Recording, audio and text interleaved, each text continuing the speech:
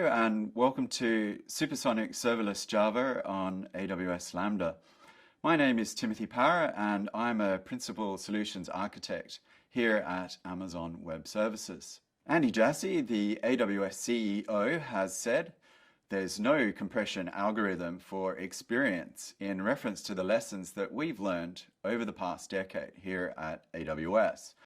However, as Rory Richardson, the head of Serverless Business Development at AWS, likes to say, serverless is the compression algorithm for experience. So, should we go serverless with Java? That is the question we're here to discuss today. I want you to have the confidence to answer yes to that question and reject the push to dynamic languages like Node.js or Python. I want you to feel confident in leveraging the advantages of using a strongly typed language in Java and the strength of its ecosystem, which is unmatched. The IDE tooling, unit testing, dependency management with Maven and Gradle are significantly more tried and tested, a huge advantage and motivation to use Java. The plethora of mature Java frameworks and open source community is also not to be discounted. It doesn't take long when you start using Node.js or Python before you run into what has been called dependency hell, where things just break down and you end up spending hours trying to recover. If you are a Java developer, please stay with Java when writing serverless applications. Java continues to top the TOB index, increasing its position relative to last year, particularly in relation to technologies that are prevalent in the serverless space, well ahead of Python and Node.js. When you also combine the other JVM languages such as Kotlin, Scala, Groovy, and Clojure, and the platforms used by the JVM, including Android, the dominance of the JVM is very noticeable, and why we continue to see the largest pool of developer expertise on the JVM. Keeping Java relevant. Mike Reinhold, the chief architect of the Java platform in 2017, proposed to change the release cadence of Java to 6 monthly from the usual 2-year release train, coinciding with the release of Java 9. Over the past few years, with that 6 monthly cadence in effect, we have seen significant improvements in Java, along with a lot of the focus on making the developer experience for developers significantly better with Project Amber. Java 8 back in 2014 was a significant leap forward. It introduced functional programming to Java along with Lambda expressions and the Stream API, all working hand in hand to simplify the developer experience. If we look at the latest release of Java 14, it introduced switch expressions, instance of pattern matching, better null pointer exception messages, text blocks, which are still in preview, and also records, significantly reducing the amount of boilerplate code required for Java Beans. One of the best things happening on the JVM at the moment is the rise of Kotlin.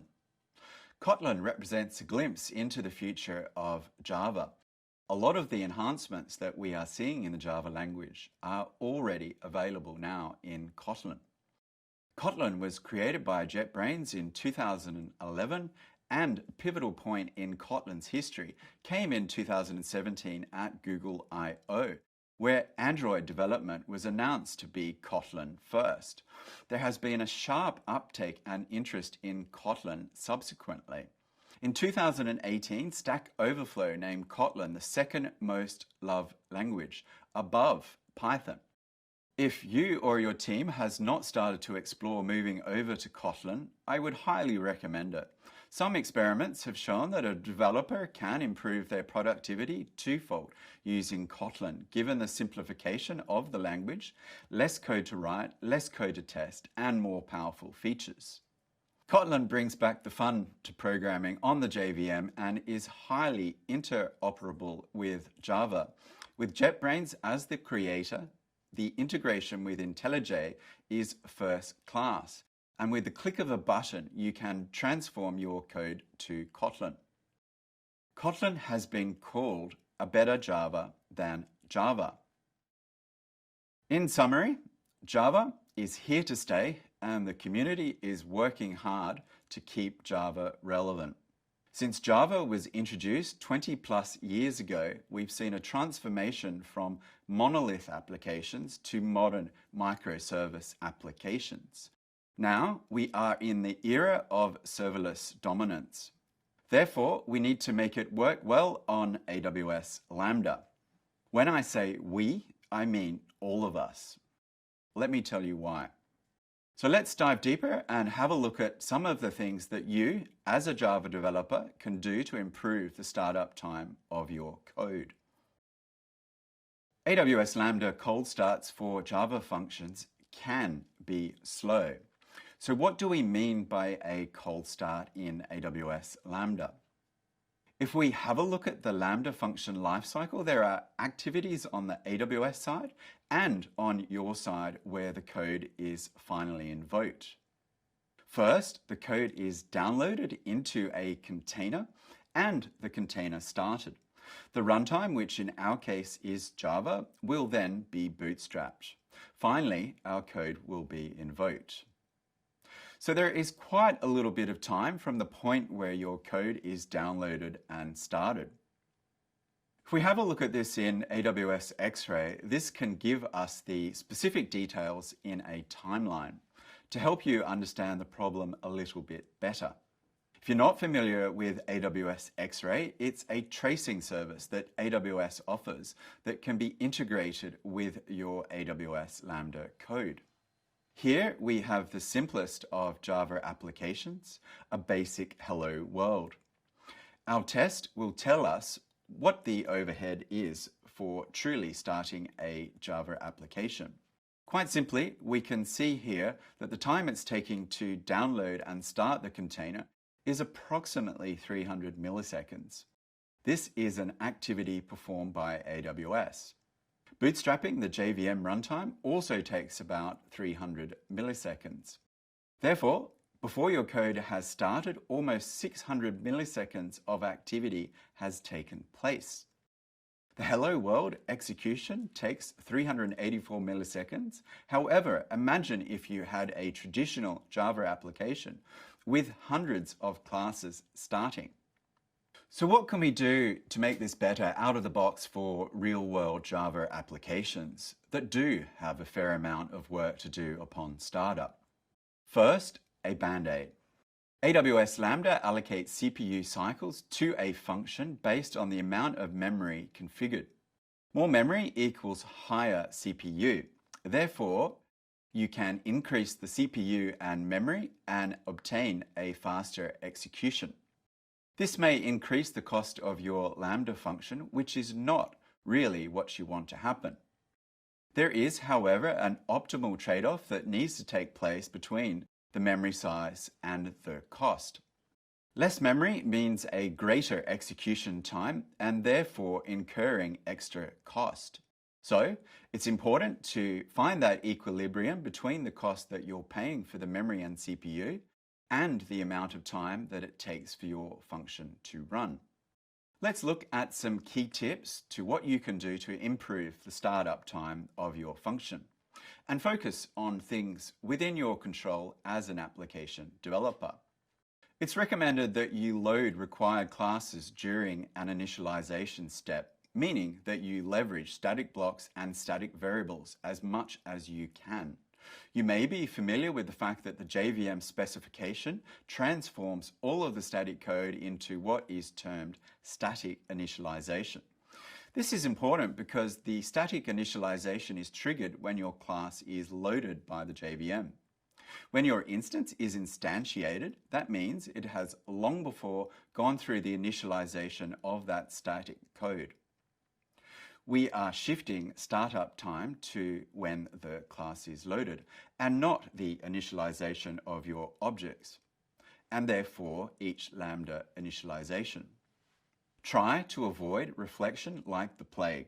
Reflection is slow, at least twice as slow as direct access. We are seeing a significant movement towards compile time optimizations in more modern frameworks like Quarkus. This is analogous to how C uses macros to build out code at compile time. Avoid frameworks that rely heavily on reflection and dependency injection at startup. Every class is more bytecode to load, which includes I/O access. Less is more. Avoid heavy frameworks that load a lot of classes. Make sure that any known configurations, setup, or dependencies are primed as part of the initialization and not dynamically determined. If you want to improve the startup time and you know this information ahead of time, you can prime these dependencies and not rely on the frameworks using dynamic code to determine this information, which is known ahead of time. Think hard. If you are writing a builder for a class that takes only one constructor parameter, it is overkill. If you are injecting dependencies just for the sake of using dependency injection, please reconsider. If you are declaring an interface that will only ever have a single implementation, please reconsider. Stop and think whether you truly need these. Make conscious design decisions to optimize for startup speed and become a better developer at the same time. So what is being done on the AWS side of the fence to try and improve the Java boot time? Tim Bray, a distinguished engineer at AWS, states it as follows. Customers have been struggling with the cold start of Java functions in AWS Lambda, but there are smart people trying to make things better. There are many enhancements to AWS Lambda that were released at reInvent last year, a lot of them designed to address cold starts in particular. Of relevance for Java is the introduction of Lambda provision concurrency, which after much demand has finally arrived. It is the ahead-of-time provisioning of your Lambda functions that will offer more predictability, lower latency, and enable real-time interactive workloads. Also, you can leverage auto-scaling functionality along with provision concurrency, which will ultimately lower costs because you're not paying for the cold start charges as your workloads increase. The AWS Lambda console now adds provision concurrency options. You can add provision concurrency for any version or alias of a Lambda function and specify the target concurrency level. This will take a little bit of time to boot up depending on the amount of concurrency that you have requested. When it is finished, you will see a status of ready. So what does this mean in simple terms? It means that as the demand for your services increase, the Lambda function can scale without suffering degradation in performance. We see this visibly in the chart.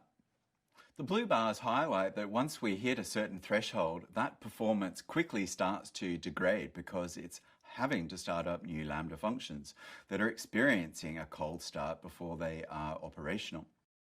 However, with provision concurrency in orange, we can see that the performance is largely consistent as we scale. It makes a real difference in terms of the amount of compute cycles you actually need to use and the performance of your application experiences under load. Please do get familiar with provision concurrency and the benefits it brings. It could also end up being cheaper as you are avoiding repeated cold starts to your AWS Lambda functions.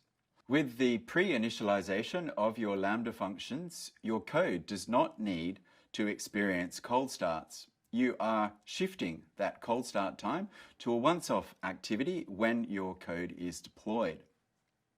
We've been through what can be done on your side of the fence to improve the startup time, moving as much of the initialization to static initializers, determining as much as possible upfront, and avoiding reflection, which can tremendously slow startup time. And we've now seen what AWS is doing with provision concurrency, shifting the startup time to a once-off initialization that will be performed in advance. Where do we go next?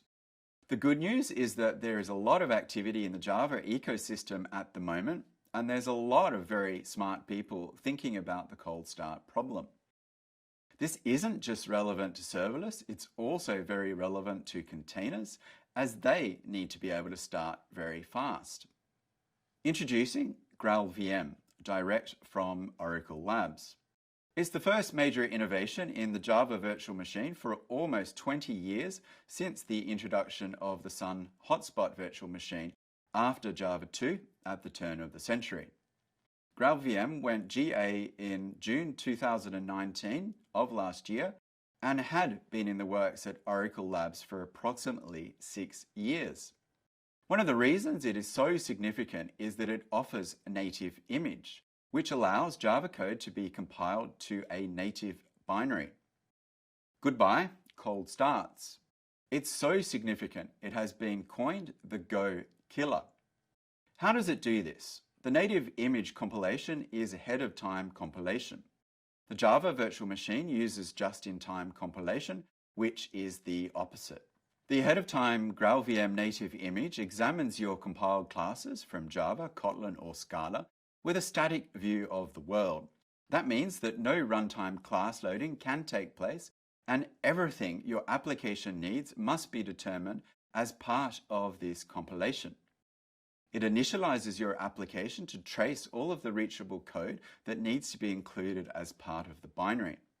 If you need to use reflection, these classes, such as JSON serializable objects, must be explicitly identified.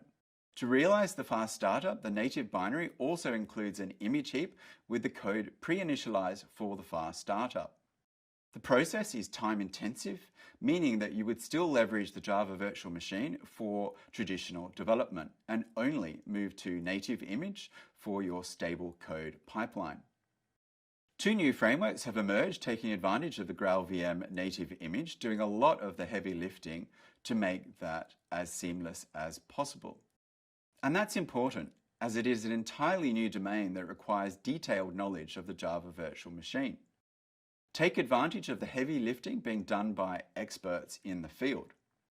Quarkus and Micronaut are full-stack frameworks for building modern Java applications, optimized for native compilation and for the JVM. You can easily create dependency-enabled full-stack applications. The difference, however, in these frameworks is that they use compile time optimizations for dependency injection and other known configurations. Quarkus, in particular, has a strong focus on serverless and containers, and I'm very proud to say that I'm a very active and significant contributor to their AWS Lambda implementation for the Java virtual machine and native, as well as their Kotlin and Gradle integrations. But I'm a Spring developer, you say. Indeed, the last thing that we want to do is rewrite all of the code that we have ever written in our career. The good news is that both Quarkus and Micronaut are compatible with many of the Spring annotations. Natively compiled Java is a total game changer in addressing startup performance. It is helping to keep Java relevant and a language of choice when compared to the alternatives. There is hope yet. These technologies are in their infancy, but they are evolving fast. Spring is also working on native support for GraalVM's native image for Spring applications and already have a working prototype with the Spring Web Reactive Framework. With these takeaways in mind, we may still be writing Java in AWS Lambda in a few years from now. To put this into context, I'm going to now demonstrate the cold start using Amazon Alexa. Amazon Alexa, if you're not familiar with it, is our pioneering voice and visual AI service. Your code for Amazon Alexa uses AWS Lambda functions, which I have created using Java. I'm utilizing the Quarkus framework, which builds my Java code for the Java virtual machine and with the GraalVM native image. As mentioned, the framework does all the heavy lifting of the ahead-of-time compilations required when using AWS Lambda, and in our case, the Amazon Alexa Java Ask SDK version 2. Let's get started. First, I will invoke the Quarkus native image via typing open Quarkus demo.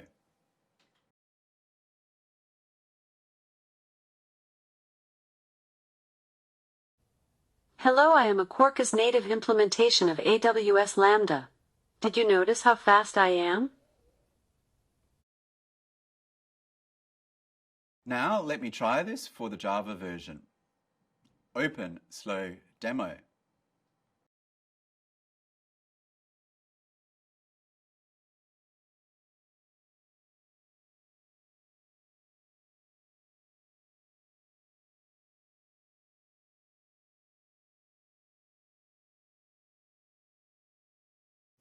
Hello, I am a JVM execution of AWS Lambda.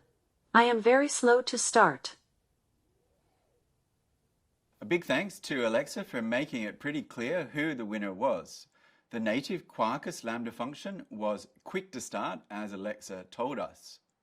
Let's move on now and have a look at those timings in AWS X-Ray. Here I am showing the Quarkus natively compiled AWS Lambda function. The runtime bootstrapping was a mere 263 milliseconds, which is almost instantaneous. The time it takes to download the code and start the container is slightly faster than we saw with the Hello World example at just over 200 milliseconds because our binary and the container runtimes are materially smaller in size. This matters a lot, and it is something to bear in mind when using containers also. The size of your image matters, as well as the base image that includes the Java Virtual Machine runtime.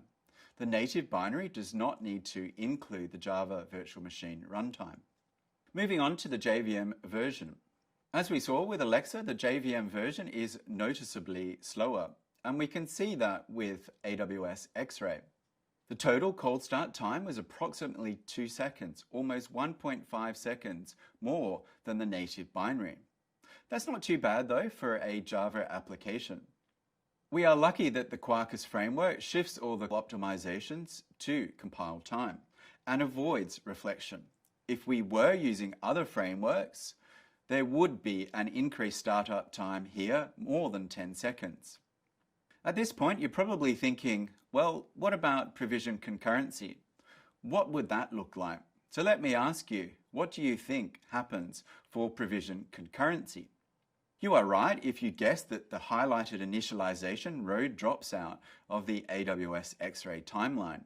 Since you pay the penalty upfront at deployment with provision concurrency, it is already online and available, which is why it can be used for real-time applications. Let's wrap up. In your Java code, focus on fast startup. Leverage static initialization, which is triggered upon class loading. Dependency injection and known dependencies can be determined at compile time and invoked as part of the static initialization. Please once again avoid reflection and frameworks that rely upon reflection at startup.